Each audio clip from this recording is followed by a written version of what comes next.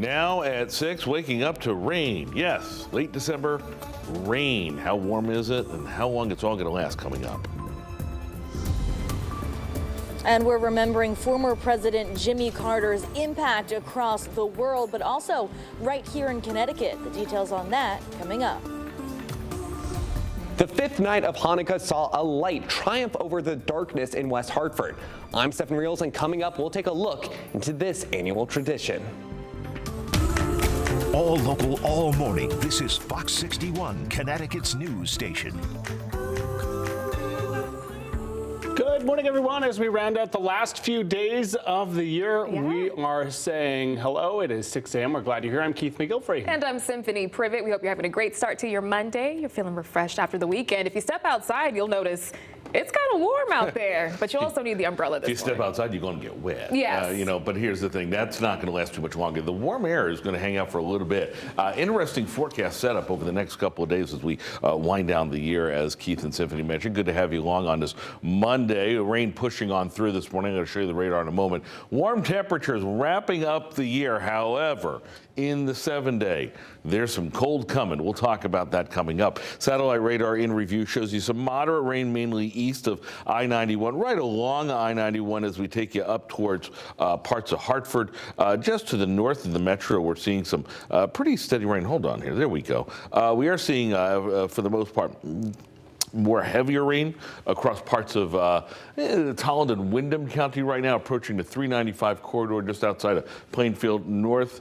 It looks like Norwich Town just getting out into a little lighter mode after some steady to moderate rain. It's a tough drive out there if you're running right through this along 395. Bigger radar view showing you what's steering all this, an area of low pressure off towards the west. There's another low trying to develop just to the south of us. But all of this is just to set up where the air is too warm, the mild air really staying in place, so we're not looking for anything cooling down, turning this to anything other than just the moderate rain that we'll see this morning. Later on this afternoon, we get a couple more showers as we kind of wring out the clouds, so to speak. So this is more of a morning event than anything else. Here are your numbers. Temperatures in the 50s everywhere you look, 53 to 57 on the way up to 56. So no movement at all in the temperatures. Numbers start to slide a bit as we go through the next couple of days. We'll talk about that in detail coming up in just a few minutes. Let's go to the roads right now, see what the rain's doing on the highways and the byways of Connecticut on this Monday morning. Good morning, Rachel Piscatelli. Hey, good morning, Matt. We're following two crashes. First one over in Farmington this morning on 84 out by exit 39. This is a 3-vehicle crash that is blocking the left lane this morning on that westbound side of 84. You can see emergency crews are on scene. It doesn't look like any cars are getting by at the moment as they are working on clearing this. So they may have actually blocked a portion of this roadway because of that crash. We'll let you know when that clears. Over on 91 northbound over in the North Haven, New Haven area, the crash out by exit 8 near Fox and Boulevard. A live look outside showing you that the right lane is blocked. 2 vehicles involved in this and traffic is light in the area. Keith, over to you.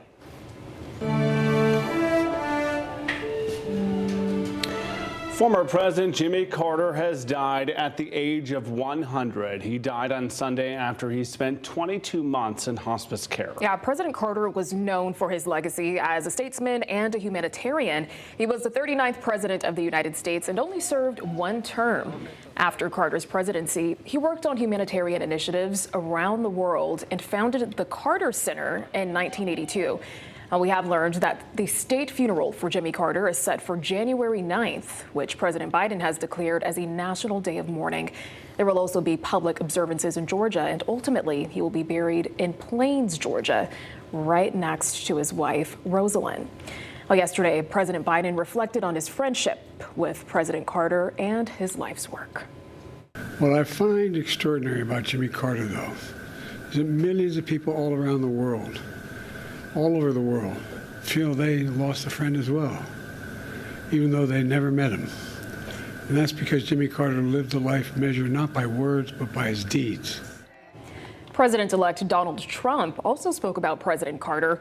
He posted this statement on his Truth social media website, quote, "Those of us who have been fortunate to have served as president understand this is a very exclusive club, and only we can relate to the enormous responsibility of leading the greatest nation in the history. The challenges Jimmy faced as president came at a pivotal time for our country, and he did everything in his power to improve the lives of all Americans. For that, we all owe him a debt of gratitude," end quote. Now, some key moments from President Carter's career happened right here in Connecticut, Keith. Indeed. Fox 61's Lindsay Kane is live in Hartford, picking up our team coverage this morning. Lindsay. Hi, good morning. Former President Jimmy Carter campaigned right here in the city of Hartford back in 1980. Now, he's also credited for helping to keep the submarine base in Groton open. Now, former President Carter passed away on Sunday at the age of 100. As the 39th president of the United States, he's lived longer than any other U.S. president. And he had ties here in Connecticut. Now, in 1948, he graduated from the submarine training program in Groton. Decades later, he saved the base from closure. He campaigned here in Connecticut during the final year of his presidency at the old State House. And after his presidency, Carter was a guest of honor during the celebration for Fox 61's first night on air in 1984. In 2007, Carter visited Quinnipiac University and received the Institute's first humanitarian award. He gave a lecture on global human rights, peace building, and international diplomacy. Professor Muhammad Alehi helped organize Carter's visit and says his legacy extends across the world. Jimmy Carter, one of those rare individuals who made a lasting impact on promoting global peace and democracy. He's also one of the few US presidents who is universally liked. I think he's liked more outside the US than in the US, because some of the decisions he made, some of the actions he undertook as a president, they made a lasting impact in the world. Again, funeral services are scheduled for January 9th, which will also be a national day of mourning.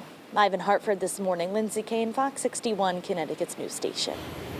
Thanks, Lindsay. We'll check in with you throughout the morning. Reaction to the news of President Carter's passing are pouring in. Governor Ned Lamont released a statement. He said, in part, President Carter's style of leadership set an example that ought to be emulated by public officials nationwide.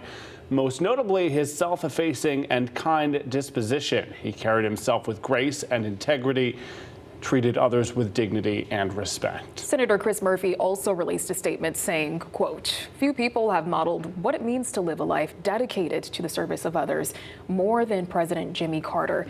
He led with compassion, humility, and moral clarity, even when it came at a political cost." Senator Blumenthal said while some disagreed with his political views or positions, none could doubt his sincerity and decency, his faith and humanity.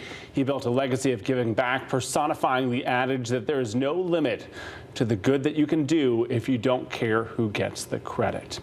And for more about President Carter's legacy and life, visit our website, fox61.com, and the Fox 61 News app. I should say the head of Habitat for Humanity North Central Connecticut CEO Coraine Moody will join us to talk about that part of his legacy, new at 8 o'clock.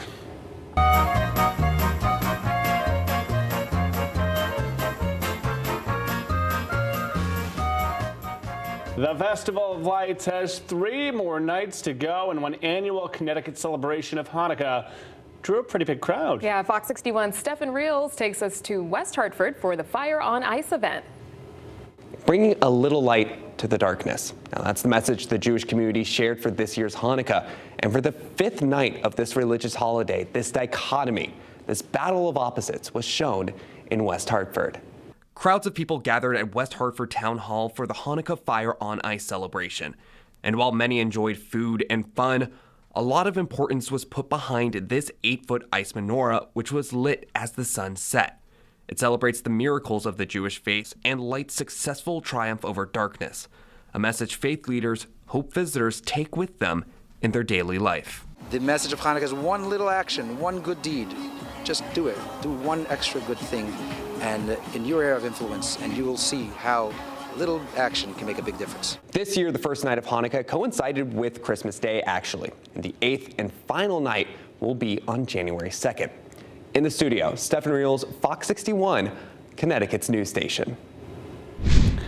179 people were killed in a plane crash in South Korea over the weekend. Only 2 people survived. Both were flight crew members. The plane veered off the runway and crashed into a concrete wall.